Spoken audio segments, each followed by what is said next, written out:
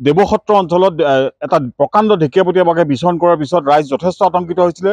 তিনিটাকৈ পশুধন নিধন কৰিলে আৰু এতিয়াও আমি জানিব পাৰিছোঁ যে পুৱাৰ ভাগত পুনৰ ইয়াত আকৌ এটা পশুধন নিধন কৰিছে আৰু ৰাইজ যথেষ্ট আতংকিত হৈছে। মই আছোঁ বৰ্তমান দেৱসত্ৰ গাঁৱত। এইসকল দেৱসত্ৰ গাঁৱৰ ৰাইজ আৰু এখেতসকল সকলো গোটেই নিশা তেওঁলোকে উজাগৰি আছে।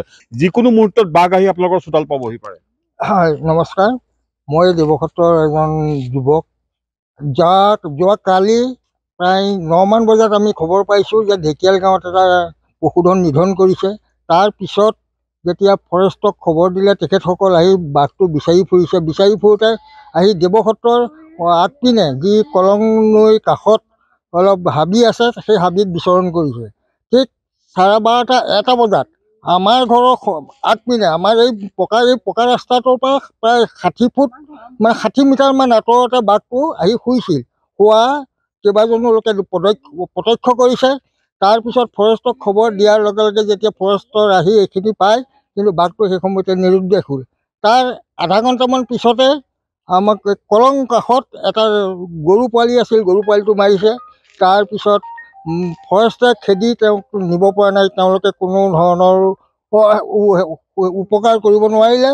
তাৰপিছত সন্ধ্যা সময়ত JCBও আহি পেলাই বাঘটো বিচাৰি ফুৰিছে, কিন্তু বাঘটো তেওঁলোকে এই অঞ্চলৰ পৰা আঁতৰাই নিবলৈ সক্ষম নহ'ল।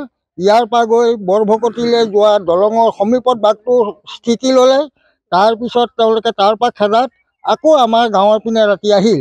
গতিকে আমি গোটেই ৰাতি এই গাঁৱৰ ৰাইজ, কাৰণ আমাৰ পশুধন আছে বা নিজৰ মানে মানুহখিনিক সুৰক্ষা দিবৰ কাৰণে আমি সকলো উজাগৰে থাকিবলগীয়া হৈছে। নিশ্চিতভাৱে যথেষ্ট লোক আছে, মহিলা আছে। মই তেখেতসকলৰ পৰা জানিব বিচাৰিম, যথেষ্ট আতংকিত হৈছে ৰাইজ, যিহেতু বাঘ আহি আপোনালোকৰ চোতাল পালেহি আৰু কালি ঢেকীয়াল গাঁৱৰ এগৰাকী মহিলাৰ সন্মুখৰ পৰাই ছাগলী লৈ গ'ল। কি ক'ব? আমাৰ খুব ভয় লাগিছে। মানে এইটো মানে এতিয়া হেৰিয়ে ল'ব লাগে মানে ব্যৱস্থাটো। আমাৰ মানুহখিনি ৰাতি উজাগৰে আছে, গোটেই মানুহখিনি। হয়, নিশ্চিতভাৱে মই এইমাত্ৰ খবৰ পাইছোঁ এজন যুৱকৰ পৰা, যিহেতু এইমাত্ৰ জানিব পাৰিছোঁ যে পুনৰ পশুধন নিধন কৰিছে। কোন ঠাইত নিধন? হয়, মোৰ গাঁৱতে। কি গাঁও? কটিয়ৰী গাঁৱত। হয়, এইমাত্ৰ আপোনাৰ পুৱা 10 মান বজাত এতিয়া গৰু এটা আকৌ নিধন কৰিছে। এতিয়া আমি ফৰেষ্টক খবৰ দিছোঁ, তেওঁলোক আহি আছোঁ বুলি কৈছে। তাৰপিছৰ পৰ্যায়ত এতিয়া গাঁৱলৈ আহিছোঁ, গম পাম কি হৈ আছে। নিশ্চিতভাৱে এতিয়া পুনৰ পশুধন নিধন কৰিছে। কি ক'ব? যিহেতু যথেষ্ট আতংকিত হৈছে ৰাইজ, যে পূৰ্বতে এনেধৰণে বাঘ আহি চোতাল পোৱাহি নাছিল, এতিয়া চোতাল পালেহি আৰু ৰাইজ যথেষ্ট আতংকিত হৈছে। পশুধন ইতিমধ্যে আজি পুৱাও এতিয়া নিধন কৰিছে বুলি জানিব পাৰিছোঁ। নিশা ভবা হৈছিল যে বাঘ ইয়াৰ পৰা গ'লগৈ, কিন্তু বাঘ যোৱা নাই। এইটো আমি সঁচাকৈ গোটেই গাঁৱৰ ৰাইজ যথেষ্ট আতংকিত হৈছোঁ, কাৰণ পশুধন নিধন কৰি এতিয়া ৰাতিপুৱা 10 বজাতো আমি শুনা পালোঁ যে এটা গৰু মাৰিছে। গতিকে আমি শংকিত হোৱাটো স্বাভাৱিক কথা। গতিকে এই ক্ষেত্ৰত আমি সোনকালে যাতে ফৰেষ্ট ডিপাৰ্টমেণ্টৰ মানুহে এই বস্তু খেদাৰ ব্যৱস্থা কৰে, তাৰ কাৰণে আমি আশা কৰি আছোঁ। কালি এজন লোক গৰু আনিবলৈ যাওঁতে সেইখিনিতে বাঘ আছিলে, গম নাপায়। গৰু অনাৰ পিছতে তাতে এটা গৰু পোৱালি নিধন কৰিছে। কি ক'ব? সেইটো মানে কলং সিপাৰৰ ৰাইজে প্ৰত্যক্ষ কৰি আছিলে। কলংখনৰ এইটো পাৰে মানে গৰু পোৱালিটো মাৰিছে, আৰু সিটো পাৰৰ ৰাইজে প্ৰত্যক্ষভাৱে দেখা পাই আছে। আৰু গৰু পোৱালিটো সৰু পোৱালি আছিলে, আৰু সেইটো মাৰি পেলাই লগে লগে জংঘলৰ ফালে সোমোৱাই লৈ গৈছে। আৰু আবেলিও তেনেকৈ সেই কলং কাষতে বিচৰণ কৰি আছে বাঘটোৱে। গতিকে মানে এতিয়া মানে ৰাইজখিনি মানে বেছি শংকিত হৈ পৰিছে।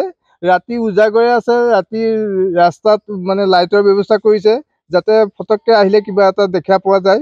সেইটোৱে আৰু ফৰেষ্ট ডিপাৰ্টমেণ্টকো অনুৰোধ কৰা হৈছে, তেখেতসকলে যাতে সোনকালে উলিয়াই নিয়াৰ ব্যৱস্থা কৰে, সেইটো আশা কৰিছোঁ আমি। হয়, নিশ্চিতভাৱে বিগত বৰ্ষৰ পৰা 2023 বৰ্ষৰ পৰা আচলতে কলিয়াবৰ বিভিন্ন অঞ্চলত বাঘৰ এটা পৰিয়ালে বিচৰণ কৰিছিল। আমি ইতিমধ্যে ইয়াৰ প্ৰতিবেদন প্ৰকাশ কৰিছোঁ যে কলিয়াবৰৰ যি শিলঘাট অঞ্চলৰ কলিয়াবৰ চাহ বাগিচা আছে, সেই চাহ বাগিচা অঞ্চলত বাঘৰ এটা পৰিয়ালে বিচৰণ কৰিছিল 2023 বৰ্ষৰ প্ৰায় জানুৱাৰী মাহৰ পৰা। আৰু কিন্তু এই ক্ষেত্ৰত ইয়াৰ যি স্থানীয় লোক আছে, তেওঁলোকক এটা ধন্যবাদ দিব লাগিব যে শিলঘাট অঞ্চলৰ ৰাইজ বা এই দেৱসত্ৰ কটিয়ৰী ঢেকীয়াল গাঁৱৰ ৰাইজক এটা ধন্যবাদ দিব লাগিব যে বাঘটোৱে পশুধন নিধন কৰিছে যদিও বাঘটোক কিন্তু কোনো ধৰণৰ অনিষ্ট কৰা নাই ইয়াৰ স্থানীয় লোকে।